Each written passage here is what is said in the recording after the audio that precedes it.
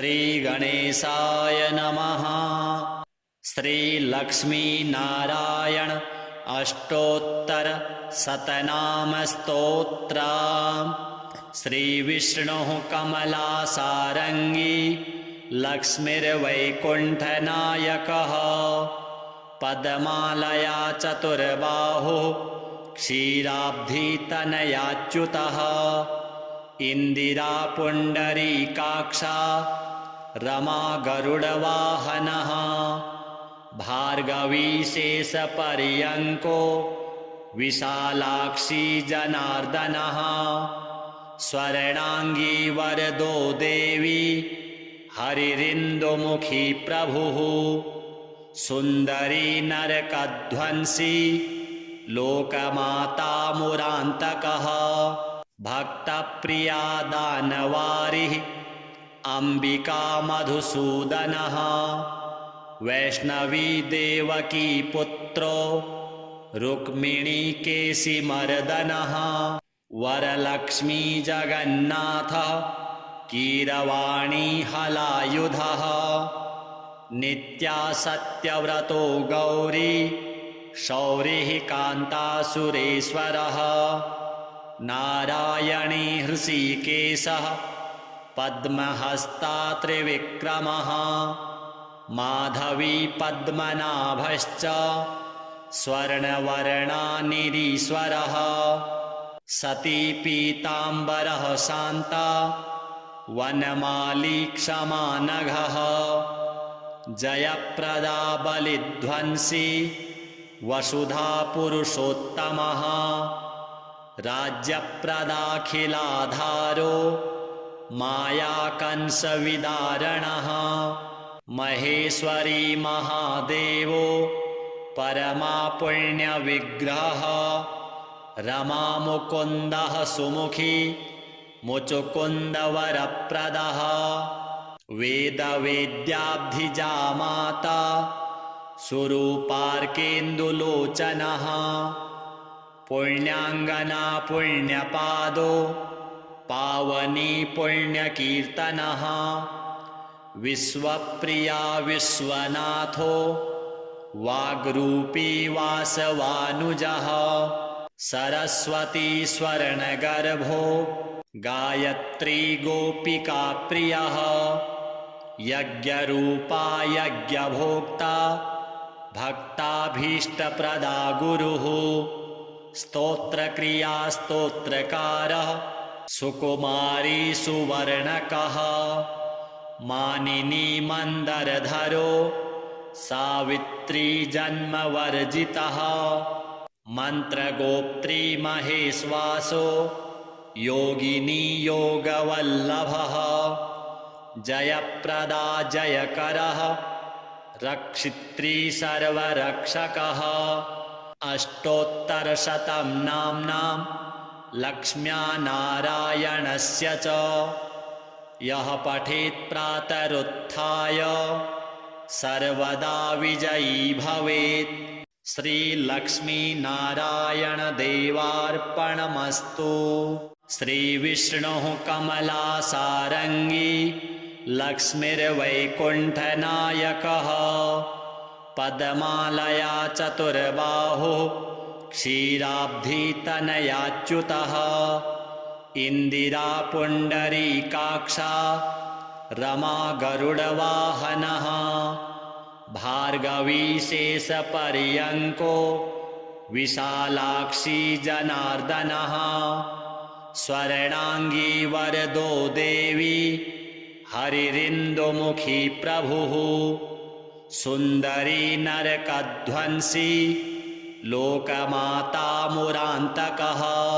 भक्तप्रिया दानवारिः अम्बिका मधुसूदनः। वैष्णवी देवकी पुत्रो रुक्मिणीकेशिमर्दनः। वरलक्ष्मी जगन्नाथः कीरवाणी हलायुधः। नित्या सत्यव्रतो गौरी शौरिः कान्तासुरेश्वरः। नारायणी हृषीकेशः पद्महस्ता त्रिविक्रमः माधवी पद्मनाभश्च स्वर्णवर्णानिरीश्वरः सती पीताम्बरः शान्ता वनमाली क्षमा नघः जयप्रदा बलिध्वंसी वसुधा पुरुषोत्तमः राज्यप्रदाखिलाधारो मायाकंसविदारणः महेश्वरी महादेवो परमा पुण्यविग्रहः रमा मुकुन्दः सुमुखी मुचुकुन्दवरप्रदः वेदवेद्याब्धिजा माता सुरूपार्केन्दुलोचनः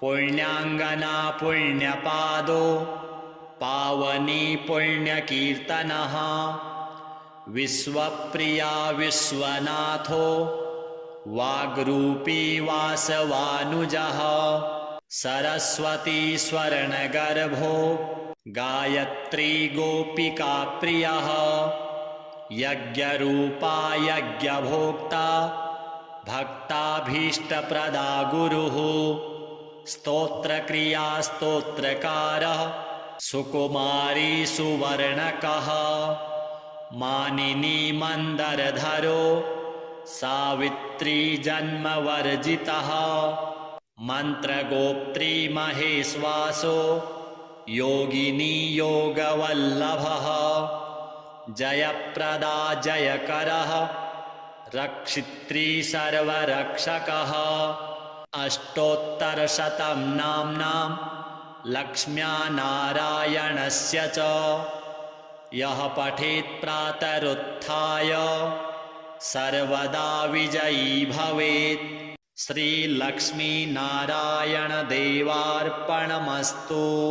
श्रीविष्णुः कमलासारङ्गी लक्ष्मीर्वैकुण्ठनायकः पद्मालया चतुर्बाहुः क्षीराब्धितनयाच्युतः इन्दिरा पुण्डरीकाक्षा रमा गरुडवाहनः भार्गवी शेषपर्यङ्को विशालाक्षी जनार्दनः स्वर्णाङ्गी वरदो देवी हरिरिन्दुमुखी प्रभुः सुन्दरी नरकध्वंसी लोकमाता मुरान्तकः भक्तप्रिया दानवारिः अम्बिका मधुसूदनः वैष्णवी देवकी पुत्रो रुक्मिणी केशिमर्दनः वरलक्ष्मी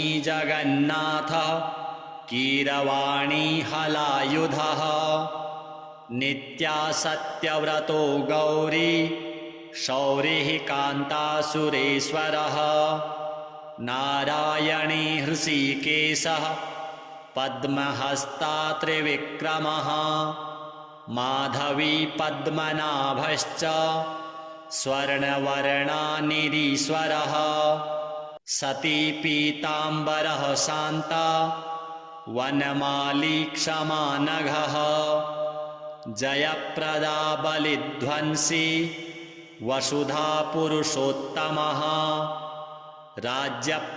राज्यप्रदाखिलाधारो मायाकंसविदारणः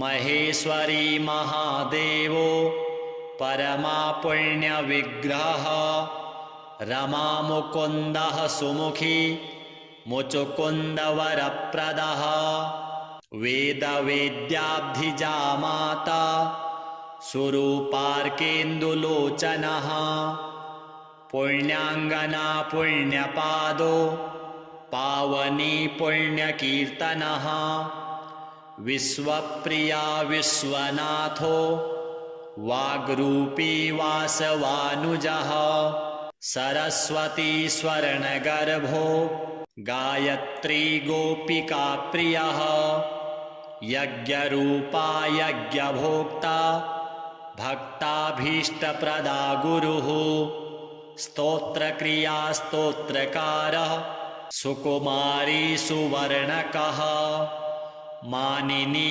मन्दरधरो सावित्री जन्मवर्जितः मन्त्रगोप्त्री महेश्वासो योगिनी योगवल्लभः जयप्रदा जयकरः रक्षित्री सर्वरक्षकः अष्टोत्तरशतं नाम्नां लक्ष्म्या नारायणस्य च यः पठेत् प्रातरुत्थाय सर्वदा विजयी भवेत्।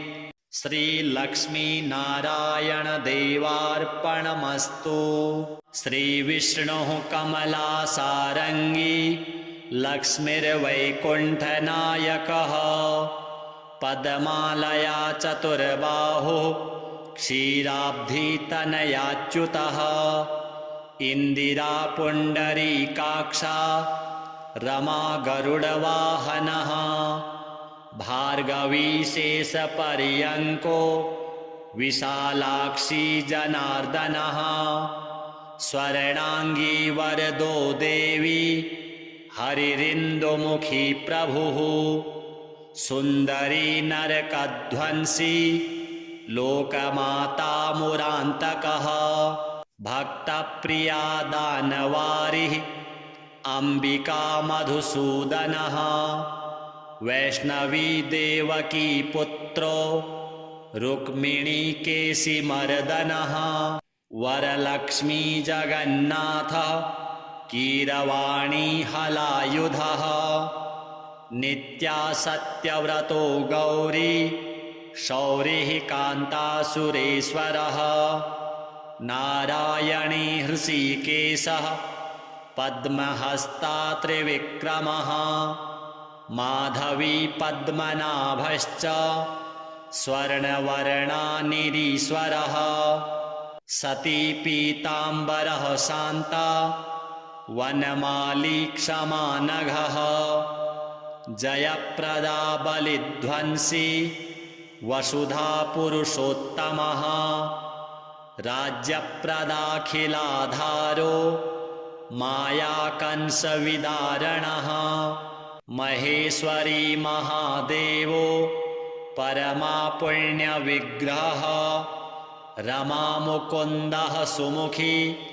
मुचुकुन्दवरप्रदः वेदवेद्याब्धिजा माता सुरूपार्केन्दुलोचनः पुण्याङ्गना पुण्यपादो पावनी पुण्यकीर्तनः विश्वप्रिया विश्वनाथो वाग्रूपी वासवानुजः सरस्वती स्वर्णगर्भो गायत्री गोपिका प्रियः यज्ञरूपा यज्ञभोक्ता भक्ताभीष्टप्रदा गुरुः स्तोत्रक्रिया स्तोत्रकारः सुकुमारी सुवर्णकः मानिनी मन्दरधरो सावित्री जन्मवर्जितः मन्त्रगोप्त्री महेश्वासो योगिनी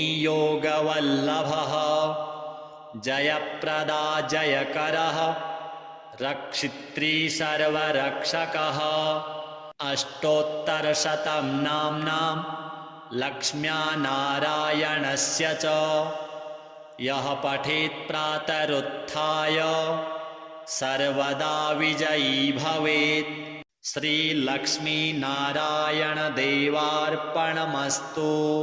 श्रीविष्णुः कमलासारङ्गी लक्ष्मीर्वैकुण्ठनायकः पद्मालया चतुर्बाहुः क्षीराब्धितनयाच्युतः इन्दिरा पुण्डरीकाक्षा रमा गरुडवाहनः भार्गवी शेषपर्यङ्को विशालाक्षी जनार्दनः स्वर्णाङ्गी वरदो देवी हरिरिन्दुमुखी प्रभुः सुन्दरी नरकध्वंसी लोकमाता मुरान्तकः भक्तप्रिया दानवारिः अंबिका मधुसूदनः वैष्णवी देवकी पुत्रो रुक्मिणी केशिमर्दनः वरलक्ष्मी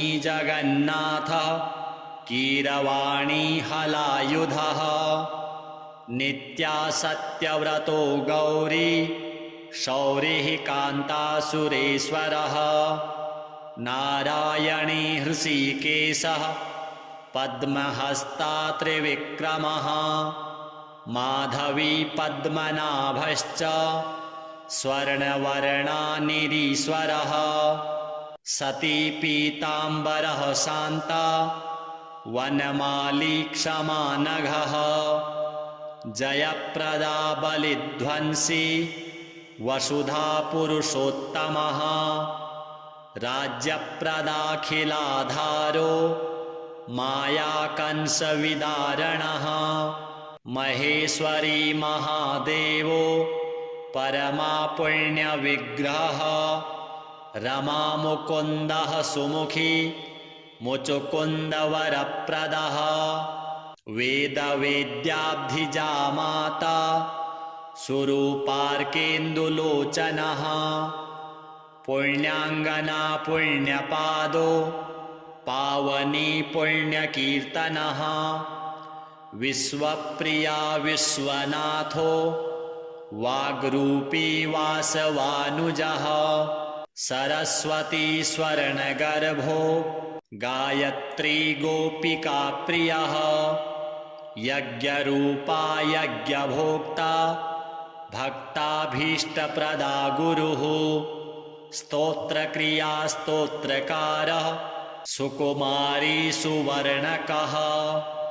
मानिनी मन्दरधरो सावित्री जन्मवर्जितः मन्त्रगोप्त्री महेश्वासो योगिनी योगवल्लभः जयप्रदा जयकरः रक्षित्री सर्वरक्षकः अष्टोत्तरशतं नाम्नां लक्ष्म्या नारायणस्य च यः पठेत् प्रातरुत्थाय सर्वदा विजयी भवेत्।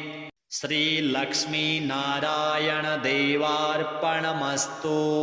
श्रीविष्णुः कमलासारङ्गी लक्ष्मीर्वैकुण्ठनायकः पद्मालया चतुर्बाहुः क्षीराब्धितनयाच्युतः इन्दिरा पुण्डरीकाक्षा रमा गरुडवाहनः भार्गवी शेषपर्यङ्को विशालाक्षी जनार्दनः स्वर्णाङ्गी वरदो देवी हरिरिन्दुमुखी प्रभुः सुन्दरी नरकध्वंसी लोकमाता मुरान्तकः भक्तप्रिया दानवारिः अंबिका मधुसूदनः वैष्णवी देवकी पुत्रो रुक्मिणी केशिमर्दनः वरलक्ष्मी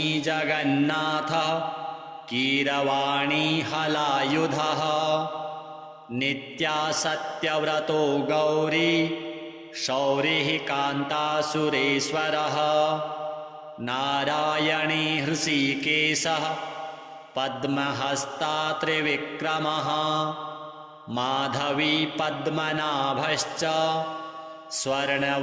स्वर्णवर्णानिरीश्वरः सती पीताम्बरः शान्ता वनमाली क्षमा नघः जयप्रदा बलिध्वंसी वसुधा पुरुषोत्तमः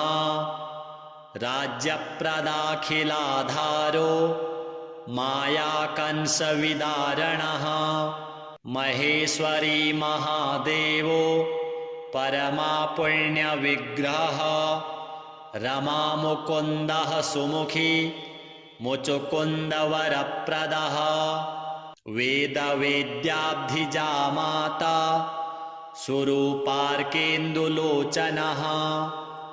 पुण्याङ्गना पुण्यपादो पावनी पुण्यकीर्तनः विश्वप्रिया विश्वनाथो वाग्रूपी वासवानुजः सरस्वती स्वर्णगर्भो गायत्री गोपिका प्रियः यज्ञरूपा यज्ञभोक्ता भक्ताभीष्टप्रदा गुरुः स्तोत्रक्रिया स्तोत्रकारः सुकुमारी सुवर्णकः मानिनी मंदरधरो सावित्री जन्मवर्जितः मंत्रगोप्त्री महेश्वासो योगिनी योगवल्लभः जयप्रदा जयकरः रक्षित्री सर्वरक्षकः अष्टोत्तरशतं नाम्नां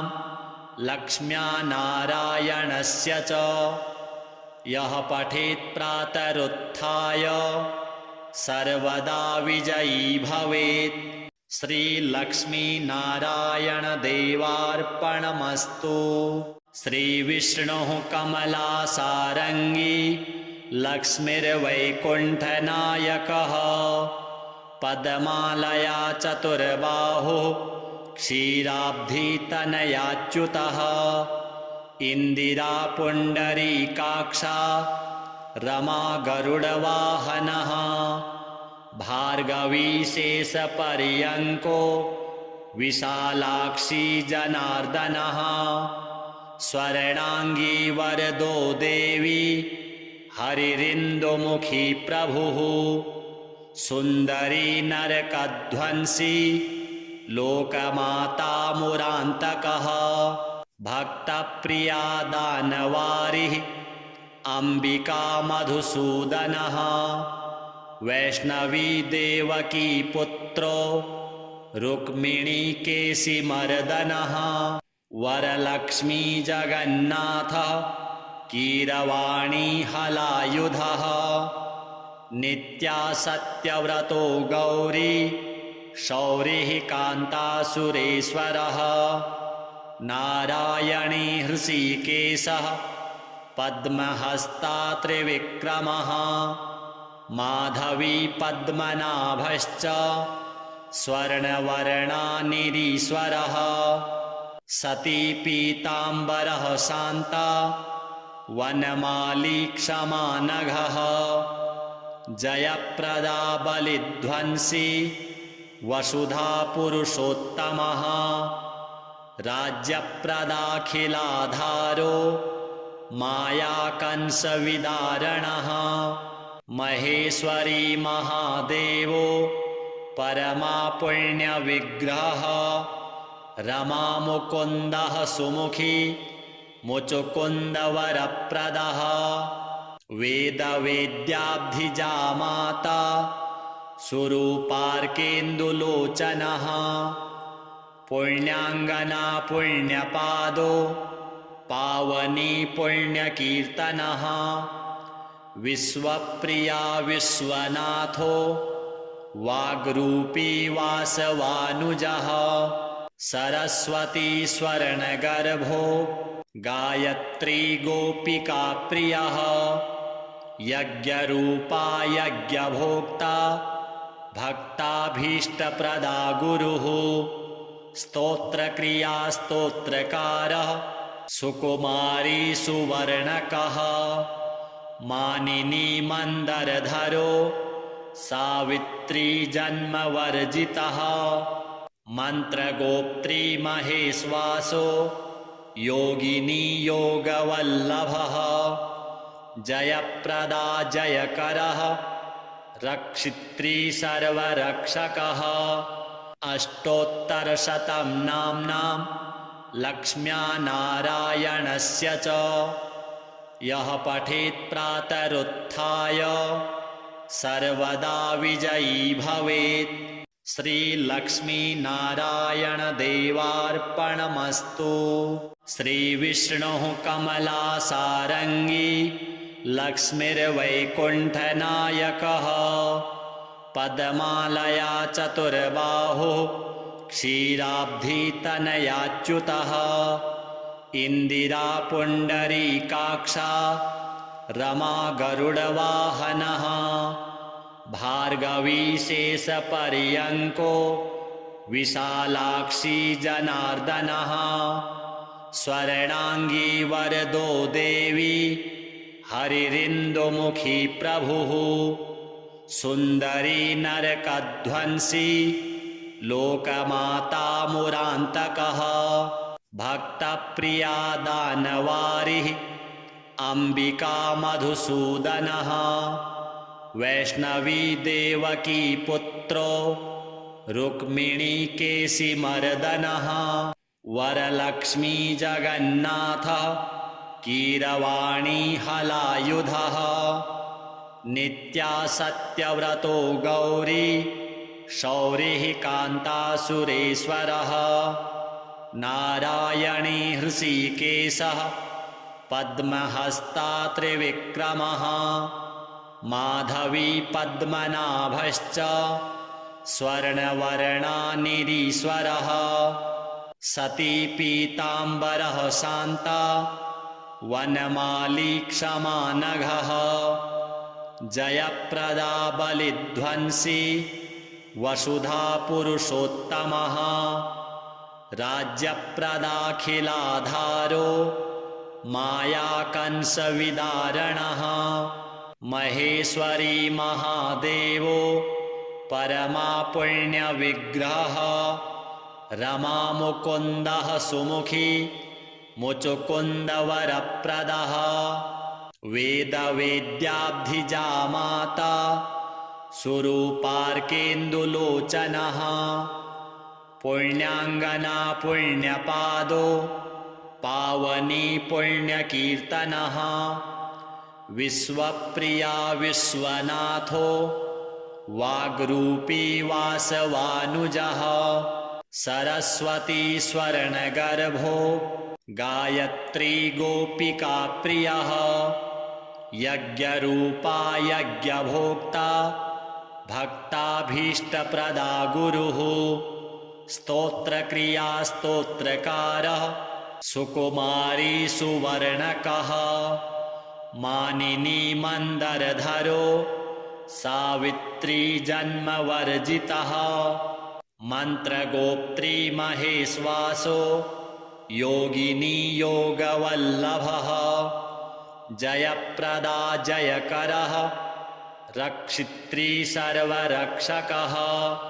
अष्टोत्तरशतं नाम्नां लक्ष्म्या नारायणस्य च यः पठेत् प्रातरुत्थाय सर्वदा विजयी भवेत्। श्रीलक्ष्मीनारायणदेवार्पणमस्तु।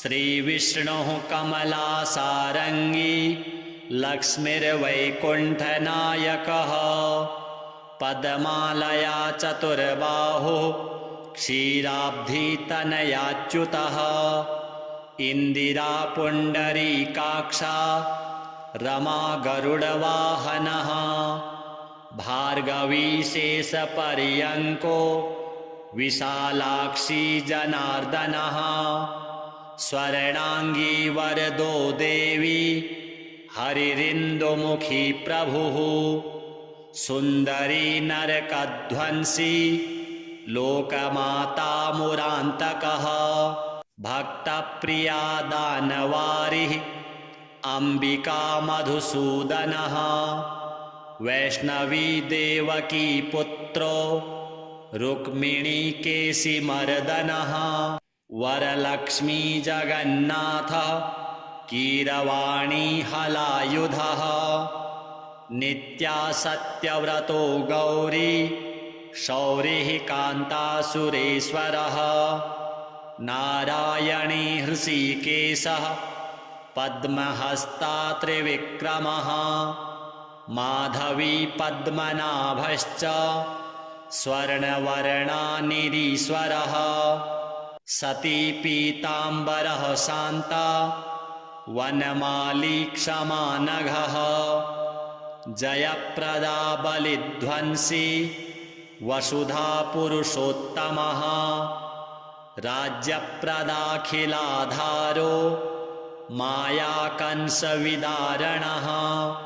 महेश्वरी महादेवो परमा पुण्यविग्रहः रमा मुकुन्दः सुमुखी मुचुकुन्दवरप्रदः वेदवेद्याब्धिजा माता सुरूपार्केन्दुलोचनः पुण्याङ्गना पुण्यपादो पावनी पुण्यकीर्तनः विश्वप्रिया विश्वनाथो वाग्रूपी वासवानुजः सरस्वती स्वर्णगर्भो गायत्री गोपिका प्रियः यज्ञरूपा यज्ञभोक्ता भक्ताभीष्टप्रदा गुरुः स्तोत्रक्रिया स्तोत्रकारः सुकुमारी सुवर्णकः मानिनी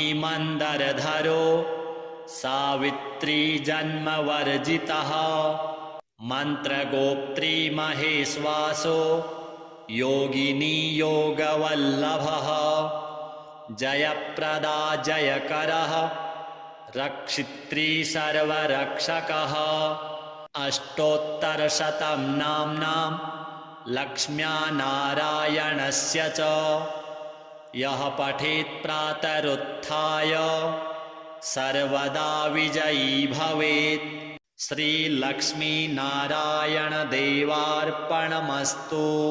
श्रीविष्णुः कमलासारङ्गी लक्ष्मीर्वैकुण्ठनायकः पद्मालया चतुर्बाहुः क्षीराब्धितनयाच्युतः इन्दिरा पुण्डरीकाक्षा रमा गरुडवाहनः भार्गवी शेषपर्यङ्को विशालाक्षी जनार्दनः स्वर्णाङ्गी वरदो देवी हरिरिन्दुमुखी प्रभुः सुन्दरी नरकध्वंसी लोकमाता मुरान्तकः भक्तप्रिया दानवारिः अम्बिका मधुसूदनः वैष्णवी देवकी पुत्रो रुक्मिणी केशिमर्दनः वरलक्ष्मी जगन्नाथः कीरवाणी हलायुधः नित्या सत्यव्रतो गौरी शौरिः कान्तासुरेश्वरः नारायणी हृषीकेशः पद्महस्ता त्रिविक्रमः माधवी पद्मनाभश्च स्वर्णवर्णा निरीश्वरः सती पीताम्बरः शान्ता वनमाली क्षमा नघः जयप्रदा बलिध्वंसी वसुधा पुरुषोत्तमः राज्यप्रदाखिलाधारो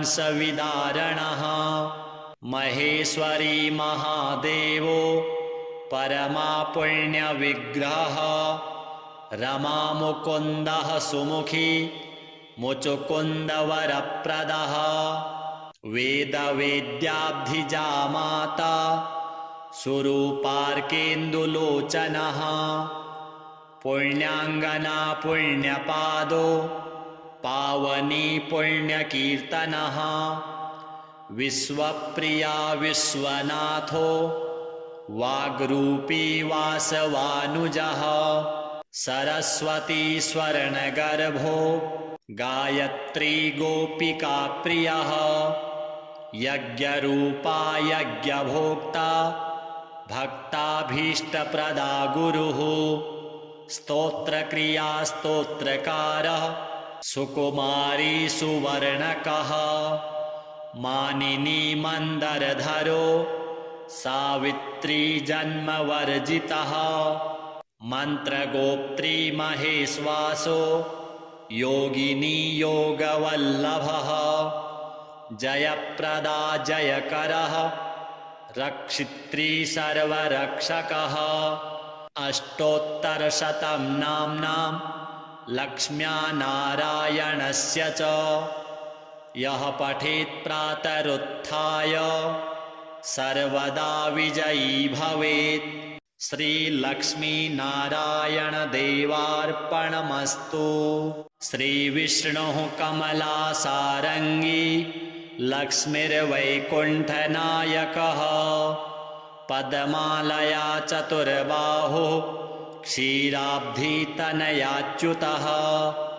इन्दिरा पुण्डरीकाक्षा रमा गरुडवाहनः भार्गवी शेषपर्यङ्को विशालाक्षी जनार्दनः स्वर्णाङ्गी वरदो देवी हरिरिन्दुमुखी प्रभुः सुन्दरी नरकध्वंसी लोकमाता मुरान्तकः भक्तप्रिया दानवारिः अम्बिका मधुसूदनः वैष्णवी देवकी पुत्रो रुक्मिणी केशिमर्दनः वरलक्ष्मी जगन्नाथ कीरवाणी हलायुधः नित्या सत्यव्रतो गौरी शौरिः कान्तासुरेश्वरः नारायणी हृषीकेशः